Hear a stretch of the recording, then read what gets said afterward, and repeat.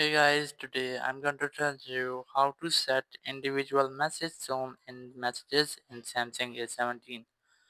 If you're using A17 and now you want to set individual message tone for messages, so let's see how can you do that.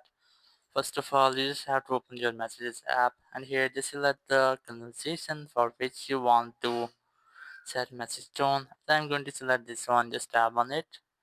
Then tap on three dots in the top right corner. Go for details. Then select notifications and here just select sound and you will get different sounds here. You must have to select the sound which you want to select.